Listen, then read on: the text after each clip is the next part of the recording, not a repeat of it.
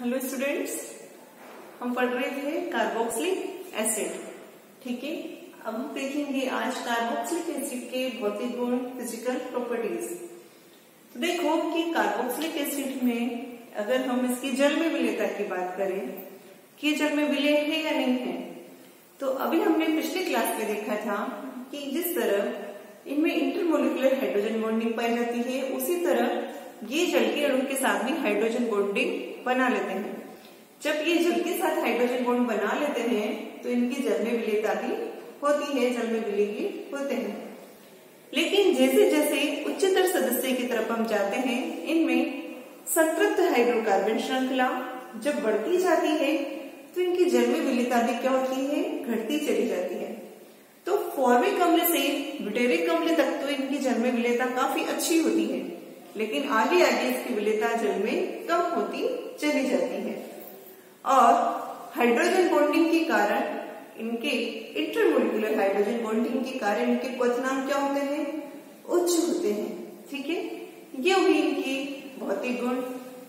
और जो hydroxy acid और डाइकार्बोक्सिलिक एसिड होते हैं, इनकी जल में विलेयता क्या होती है, काफी अच्छी होती है। रीजन वही हाइड्रोजन बॉन्डिंग। अब हम बात करते हैं इनकी निर्माण की अभिक्रिया कि इनका निर्माण कैसे होता है, कौन से कार्बनिक यौगिक है जो किससे रिएक्शन करते हैं और कार्बोक्सिलिक एसिड का निर्माण करते हैं।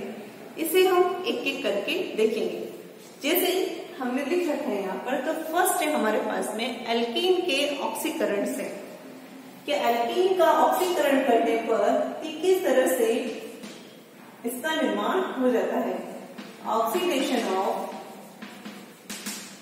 एल्कीन, ये है हमारे पास में एल्कीन। ठीक है,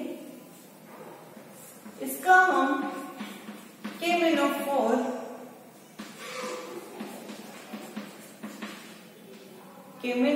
क्षारीय माध्यम में इसका हाइड्रोलाइसिस करते हैं और लास्ट में इसका क्या कर देते हैं, हम प्रोटोनीकरण कर देते हैं। अगर इस तरह हम करते हैं तो यहाँ पर क्रियाविधि हमारी नहीं दी हुई, तो हम क्रियाविधि की स्टडी नहीं करेंगे। ये आपने जब बीएससी फर्स्ट ईयर में एल्कीन पढ़ा होगा तब आपने इसकी क्रियाविधि वहां पर देखी होगी। यहाँ हम सीधे डायरेक्ट इसको देखेंगे। तो इस तरह से यहाँ ऑक्सीकरण होने पर बॉन्ड इस तरह यहाँ डिवाइड होता है, यहाँ भी एक एसिड का निर्माण हो जाता है और इससे भी एक एसिड का निर्माण हो जाता है। तो यहाँ हमें दो तरह के एसिड मिलेंगे, एक तो यह एसिड और एक मिलेगा हमें फॉर्मिक एसिड। ठीक है, ये भी एसिड में चेंज हो गया और ये कार्बन भी एसिड में चेंज हो गया। इस तरह हमें यहाँ दो अणु मिले हैं, किसके, एसिड के। अगर हम यहाँ पर ये न लेते, ये लेते और इसका वही KMnO4 में इसका ऑक्सीकरण करते, तो यहाँ पर हमें क्या मिल जाता, एसिटिक एसिड की दो अणु हमें मिल जाते कि यहाँ बॉन्ड डिवाइड होता, ये भी ऑक्सीजन में, ये भी कार्बोक्सिलिक एसिड में चेंज हो जाता और ये भी चेंज हो जाता, और इस तरह एसिटिक एसिड के हमें दो अणु मिल जाते हैं। ये हुआ ऑक्सीडेशन ऑफ एल्कीन। नेक्स्ट है कि हमारे पास में प्राथमिक एल्कोहल। नेक्स्ट है 1 डिग्री एल्कोहल, वो एल्डिहाइड से किस तरह से कार्बोक्सिलिक एसिड का निर्माण होता है। तो देखो ये है हमारे पास अल्कोहल 1 डिग्री है, इसका भी यदि वही KMnO4 क्षारीय माध्यम में इसका ऑक्सीकरण करें और बाद में इसका प्रोटोनीकरण करें, तो हमें इसके ऑक्सीकरण से इस तरह एसिड की प्राप्ति हो जाती है। यही अगर हम एल्डिहाइड की बात करें तो एल्डिहाइड भी KMnO4 के प्रेजेंस में क्षारीय माध्यम में और बाद में इसका प्रोटोनीकरण करने पर कार्बोक्सिलिक एसिड में चेंज हो जाता है। ठीक, तो इस तरह से 1 डिग्री अल्कोहल, प्राथमिक अल्कोहल, वो एल्डिहाइड के द्वारा किसका निर्माण कर सकते हैं हम? कार्बोक्सिलिक एसिड का निर्माण कर सकते हैं। ये हुई हमारी सेकंड रिएक्शन। थर्ड रिएक्शन है हमारी एल्किल बेंजीन से इसका निर्माण। ये हमारे पास है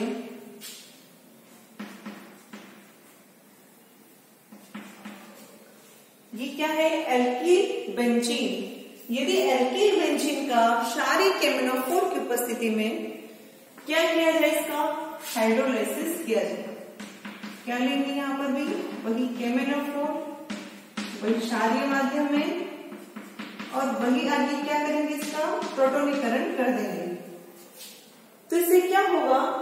जो कार्बन बेंजीन से सीधा बॉन्डेड है ये किस में चेंज हो जाएगा? एसिड में चेंज हो जाएगा, और हमें इस तरह बेंजोइक एसिड मिल जाएगा।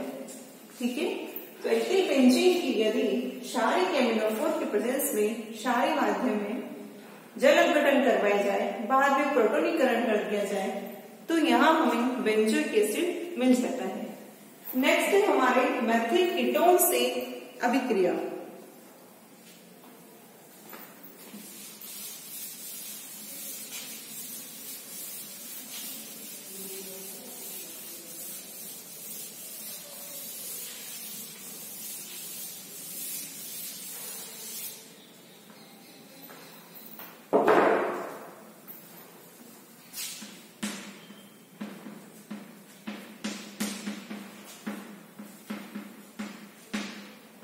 ये है मेथिल कीटोन।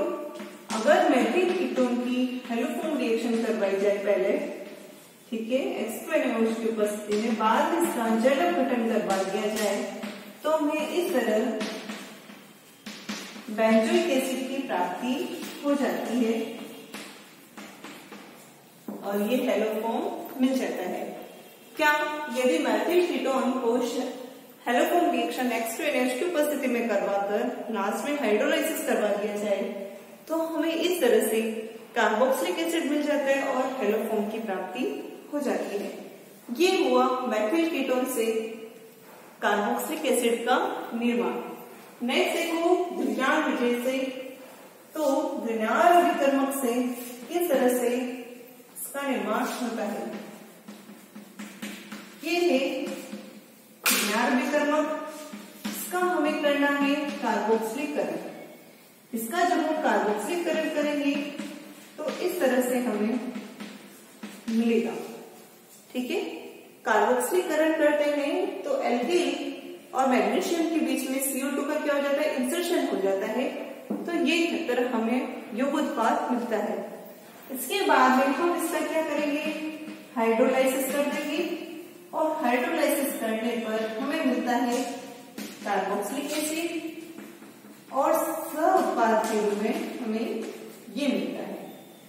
ठीक है, तो घृणार अभिकर्मक के कार्बोक्सिलीकरण करने पर और उसके बाद इसका हाइड्रोलाइसिस करने पर हमें कार्बोक्सिलिक एसिड मिल जाता है।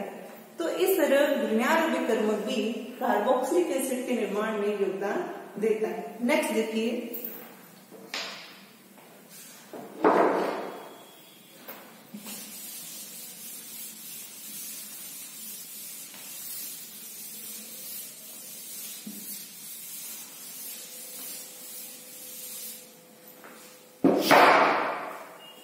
नेक्स्ट देखिए ऑर्गेनोमेट्रिक लिथियम या कार्ब लिथियम से किस तरह से इसका निर्माण होता है।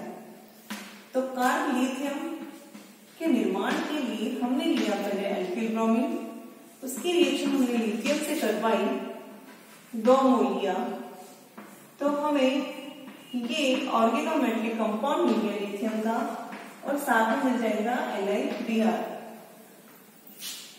जब कार्ब लिथियम से किसकी रिएक्शन करवाई जाए? CO2 की रिएक्शन करवाई जाए, तो किस तरह हमें प्राप्त होगा? देखिए, ये हमें प्राप्त हो जाएगा। इसका आगे हमें क्या करवाना है? हाइड्रोलाइसिस करवाना है। जैसे अभी किसका करवाया था? ग्रिग्नार रिएजेंट का करवाया था। हाइड्रोलाइसिस करवाने पर इस तरह कार्बोक्सिलिक एसिड हमें मिल जाता है, और साथ में ही LiOH लिथियम हाइड्रोक्साइड का निर्माण हो जाता है। तो इस तरह से ऑर्गेनोमेट्रिक कंपाउंड, DCM के ऑर्गेनोमेट्रिक कंपाउंड से भी कार्बोक्सिलिक एसिड का निर्माण हम कर सकते हैं। आगे नेक्स्ट देखिए, किस तरह एसिड डेरिवेटिव जैसे acyl halide, amide, ester, anhydride, इनके द्वारा भी हम कार्बोक्सिलिक एसिड का निर्माण कर सकते हैं। तो ये जो एसिड डेरिवेटिव्स है, इनका यदि हम हाइड्रोलाइसिस कर दें तो हाइड्रोलाइसिस के द्वारा हमें किसका निर्माण मिल जाएगा, ये क्या मिल जाएगा, हमें कार्बोक्सिलिक एसिड मिल जाएगा। देखो कैसे,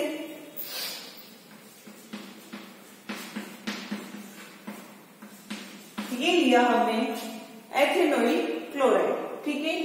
एथेनॉइल क्लोराइड की यदि हम हाइड्रोलाइसिस कर देंगे तो हमें क्या मिल जाएगा, कार्बोक्सिलिक एसिड, और साथ में क्या मिल जाएगा, HCl, ठीक है।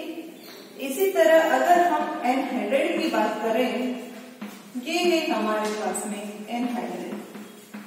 एनहाइड्राइड का यदि हम हाइड्रोलाइसिस करें तो यहाँ इधर दोनों ग्रुप समान है, इसलिए हमें 2 मोल क्या मिल जाएंगे, एसिटिक एसिड के, ठीक है। हाइड्रोलाइसिस करेंगे तो ये ऐसे होगा और हमें 2 मोल कार्बोक्सिलिक एसिड के मिल जाएंगे। नेक्स्ट देखिए, ये है हमारे पास में एस्टर। एस्टर का यदि हम हाइड्रोलाइसिस करते हैं, ठीक है, तो हमें क्या मिल जाएगा, एक तो मिलेगा कार्बोक्सिलिक एसिड और एक किसमें चेंज हो जाएगा, ये अल्कोहल में चेंज हो जाएगा, ठीक है।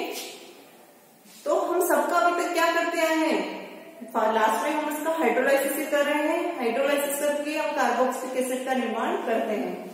इसी तरह अगर हम एमाइड की बात करें तो देखिए, ये हमारे पास एमाइड है। एमाइड का यदि हाइड्रोलाइसिस कर दिया जाए, ठीक है, तो हाइड्रोलाइसिस करने पर यहाँ हमें मिलता है ये कार्बोक्सिलिक एसिड, ठीक है। तो इस तरह से हाइड्रोलाइसिस करने पर किसका, एसिड डेरिवेटिव्स का हमें कार्बोक्सिलिक एसिड की प्राप्ति हो जाती है। और किसकी कौन कौन सी अभिक्रिया है जिनसे हम कार्बोक्सिलिक एसिड का निर्माण कर सकते हैं, इसे हम अगली क्लास में देखेंगे। Thank you.